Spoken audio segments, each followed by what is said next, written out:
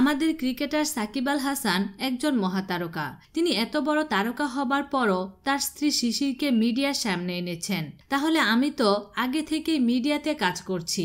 ঘরের মানুষকে সাকিব আল হাসান বাইরে পপুলার করেছেন, আর সাকিব খান পপুলার মানুষকে ঘরে বসিয়ে রাখতে চাইছেন।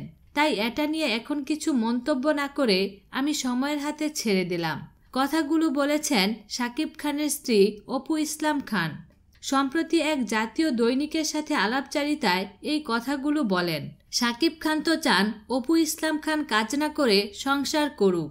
আলাপচারিতার এমন প্রশ্নের উত্তরে তিনি এসব কথা বলেন। অপু বিশ্বাস টিভি লাইভে আসার কারণে সাকিব খান বেশ মনক্ষুণ্ণ হন।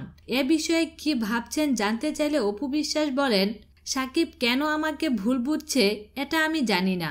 আমার কাছে মনে হয় যে টুডে অর টুমুরু তো বলতেই হতো। সাকিবের হয়তো মনে হয়েছে এখনই কেন আমি বললাম।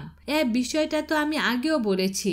যখন আমাদের বাচ্চা হয়ে গেল তখন মনে হয় সাকিবের বিষয় নিয়ে মানসিক প্রস্তুতি নেওয়া উচিত ছিল।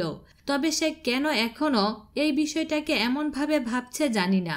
তবে সাকিব যে মনে করছে এটা একটা চক্রান্ত তা ঠিক না। যদি চক্রান্ত করার ইচ্ছে থাকতো তাহলে বিগত 8 বছরে অনেক বিষয় নিয়ে চক্রান্তে জড়াতে পারতাম। তখন যেহেতু করিনি তাই এখনো সেটার সম্ভাবনা নেই। অপু বিশ্বাস আরো বলেন, শুধু একটা কথা স্পষ্ট করে বলতে চাই, যখন আমাদের সন্তান হয়ে গেছে তখন তার কথা ভেবে সবার সামনে এসেছি। আমার সন্তানের বিবেক বুদ্ধি হবার আগেই আমি সবার সঙ্গে তার পরিচয় করিয়ে দিয়েছি।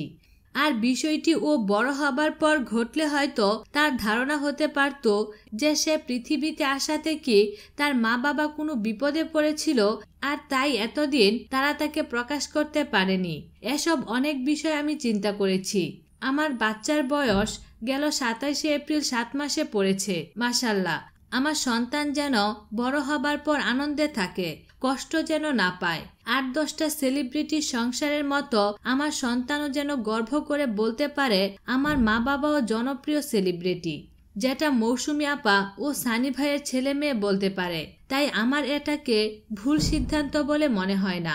বিনোদন জগতের নিত্য নতুন খবরাখবর জানতে আমাদের চ্যানেলটিতে সাবস্ক্রাইব করার জন্য আপনাকে আন্তরিক ধন্যবাদ।